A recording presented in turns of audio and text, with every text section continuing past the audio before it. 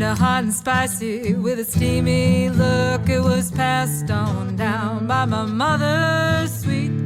She told me, honey, this will be a real good treat, to turn a man's heart into a buttercream. Well, you cook a dish that makes him want jump and scream. So come into my kitchen, Come into my kitchen. come on down to my kitchen. Come on down to my kitchen. I said, come into my kitchen. Come into my kitchen. Come on down to my kitchen. Come down. All right, welcome back. So here we are again. This is Chris and Jeff at Down East Far East Kitchen, and today we thought we would talk about different soy products. I think we're all pretty familiar with tofu, which I think most Americans pronounce tofu, and that's a whole other long story as to why everyone mispronounces tofu as tofu. That's right. But today we really wanted to look at other products. So you can see here in front of us, there's a vast array of stuff. I don't even know if this is actually the totality of it, but this is everything I could find at my local Asian market, at the Chinese market, in fact, of different soybean products. And we thought we'd kind of go through some of them and talk about kind of what they are, what you might use them for, and maybe you can do some experimentation on your own. Yeah. Let's start with this big giant one here. Yeah. So look at this. This is like a whole sheet of it's dried tofu. It's a dried bean curd sheet. Right. And so this actually, you can see it's semicircular. This, if you open this up, it'll fold out into one big giant circle that is maybe 2.5 feet in diameter, 3 feet in diameter. Yeah. And this comes from when you are boiling the kind of soybean mash. Right. You get a skin that forms on the top, kind of like if you're making hot chocolate with milk and you get that skin on the top. That's right. And then you just kind of take that off. And then they dry it.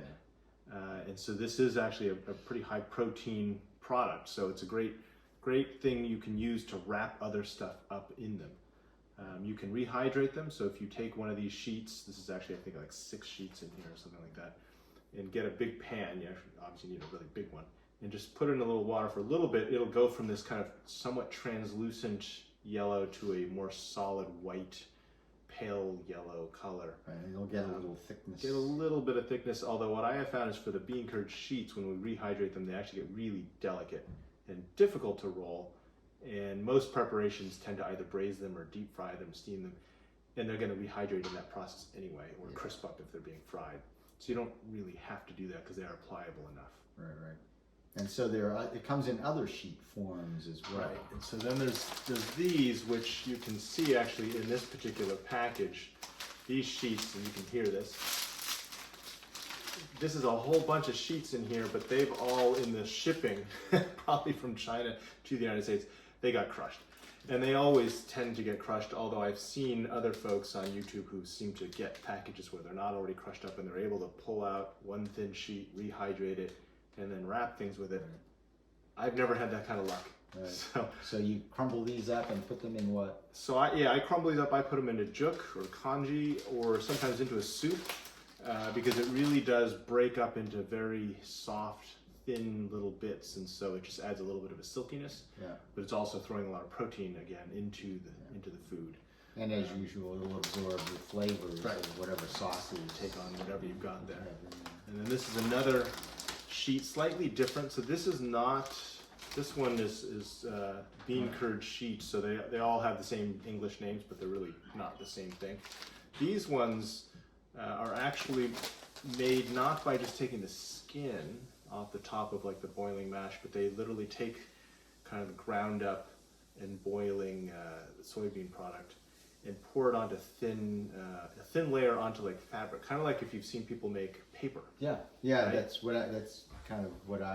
how I think of it is kind of soybean paper.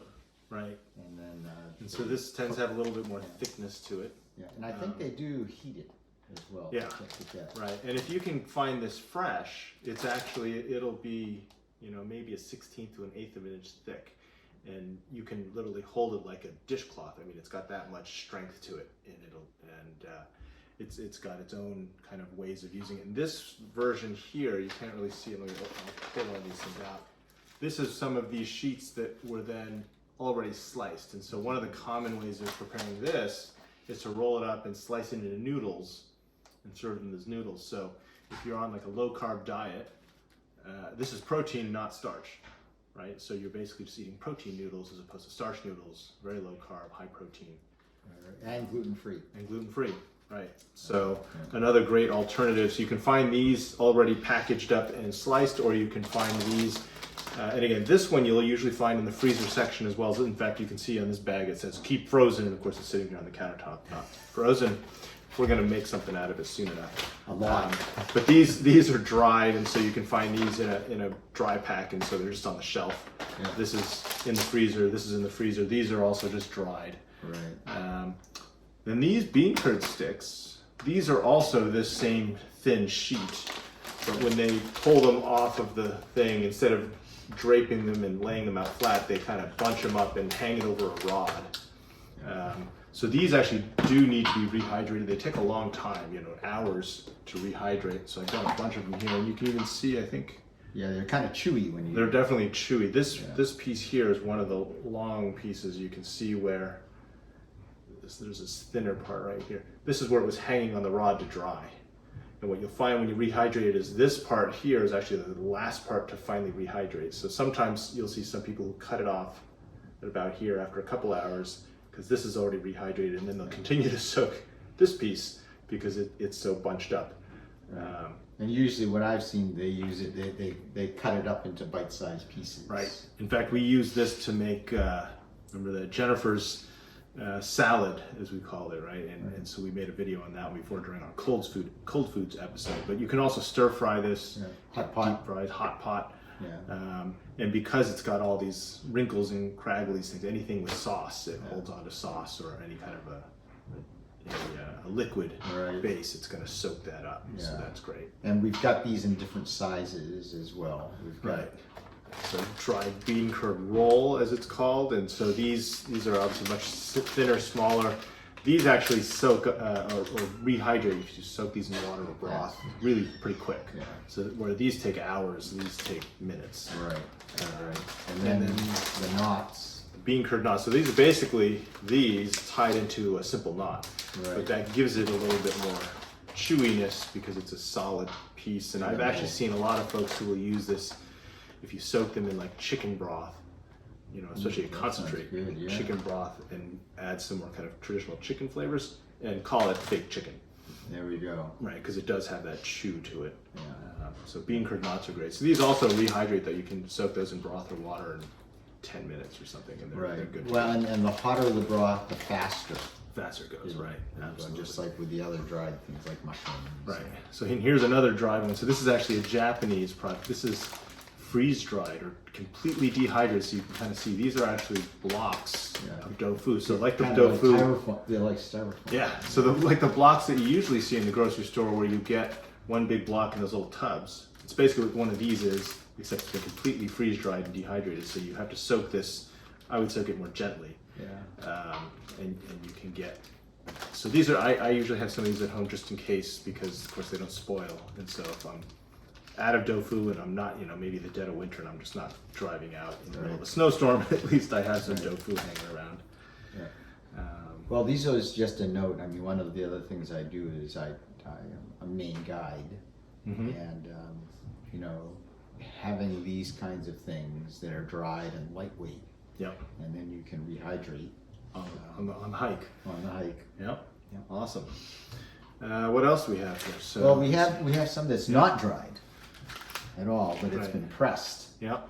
So this is fresh tofu that has been compacted so that a lot of the liquid is gone, and so this is kind of the plain, and then it also comes flavored with the 5-spice powder. Right. It's interesting. You can approximate this by getting fresh tofu and freezing it, and then pressing it, and you'll end up with that. It's very firm. It's very meaty. Yeah. So if you like the meaty texture, you could get this, or you could kind of make it. Yeah. So the pressed kind is a lot denser. Yeah. So if this kind of softness of traditional tofu that you find in the store bothers you, you're just not into the softness of it. This definitely has more bite to it. But you probably won't find it in a regular American grocery store. You'll need to go find an Asian market or something. Right. And then I think one of The puffs, the puffs. other end. This is the other end. So these are like little pieces of regular tofu basically that have been deep fried and they puff up.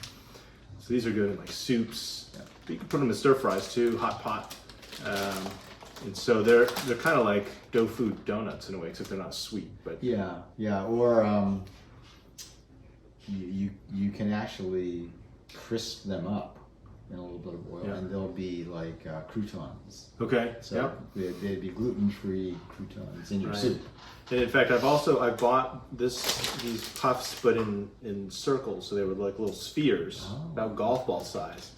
And there's a preparation where you take a chopstick and poke a hole in it, Okay. and then take ground meat, and it takes a while, Stuff. but you stuff the ground meat into it, and then braise that. So you get the puff on the outside and then the meat on the inside. Interesting. So you could probably stuff these too, but they're pretty small, so Yeah. you wouldn't be able to get much into it. But these other ones that are about golf ball size, you could definitely fit, because there's a lot of air in there. So once you kind of Yep. hook a chopstick in there, you could put a lot of food into that. There you go. And then the last two ones we have here, these are ones that are probably, Fermented. yeah, this is probably the ones that are the least, like I know in my family, many of the members of my family who have married into the family and were not Chinese born or Chinese. This was the hardest thing for them to get used to eating. Was fermented tofu, or what I grew up calling fu ye, which I think is the more Cantonese-ish pronunciation, or fu ru, more Mandarin. So this is, I would say it's like the Chinese version of Marmite. Right? Like every food culture seems to have some sort of very pungent, salty, fermented product that is often used to flavor other things, right? So that's kind of like miso paste, also, Yes. right? So the way I would kind of, another way to think of this is, so when you make cheese, Yeah. so what you're doing is, you're taking the protein from the milk and then you're basically coagulating it. And if you don't age it or you don't add anything to it, it's mozzarella, Mm-hmm. right? It's pretty bland. Right, it's pretty bland. However, if you age it and add the right bacteria, it ferments, Right. and so you could end up with blue cheese, Right. or Stilton, something much more stinky right, cheese. right, stinky cheese. Yeah, And yeah. so that's kind of what this is. It's a Right. vegetarian aged cheese. Yeah, or vegan, really. Yeah, yeah. And then so this is something I use a lot in juk. I use this often as the base flavoring in like a stir fried green beans. Yeah. My mom used to cook spinach. Yep, I was And just then gonna say the mix same thing, like mix the greens. spinach. Yeah. So it kind of mixed well with, so cooked spinach has a slightly acidic Mhm. kind of flavor, and you kind of mix this in, and it Right. makes it So at rich. the store, you're going to find two types, or really three, but I've got two of them here. So you'll find the kind of white fermented, and you can see that it's a lighter color. Sometimes you'll also find this basic same white fermented with some chili in it, so it's just kind of spicy. And then you'll also find ones that are called red fermented. So definitely you can see the cast of the liquid and everything. It's got this red color. The red version has also been inoculated with, I think it's some red rice and some other things. That's where you get the color, and then that also is part of what kicks off that fermentation, a different set of bacteria. I find the red version to be a little less pungent and funky flavor, that preserved kind of funkiness. So I actually kind of like this one, but in a lot of like hot pot dipping sauces and braises and things, this gets used. I think there's a lot of preparations also of barbecue pork char siu that uses this, and sometimes that's part of the red color. It's a more natural way of getting the red color versus like adding red food dye. Right. Yeah, I think the original version actually uses The red fermented. the fermented. Yeah. So there's a large selection of soy products. I know there are more out there. If I probably visit a larger Asian market, I'll find even more. But even the little one here in Maine, the Hong Kong market down in Portland, all of these products, I got all of them there. I think with the exception of this one, which I actually got at the the market just up the street that is a Korean-owned Oh, the Asian Sun- market, the Sun Oriental Yeah, market, yeah. that has more Japanese and Korean products in it. So hopefully you learned something there, that there's not just tofu, but we'll continue to revisit using any and all of these in various things and in various ways.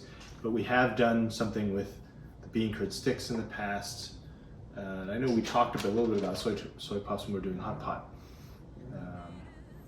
Okay. Yeah, so tune in. We're gonna do some demonstrations on using some of this stuff. Right, so check out the other videos and don't forget to subscribe and click on the like button too. Thanks. I said, come into my kitchen. Come into my kitchen. Come on down to my kitchen. Come on down to my kitchen. Won't you come into my kitchen? Come into my kitchen. Come on down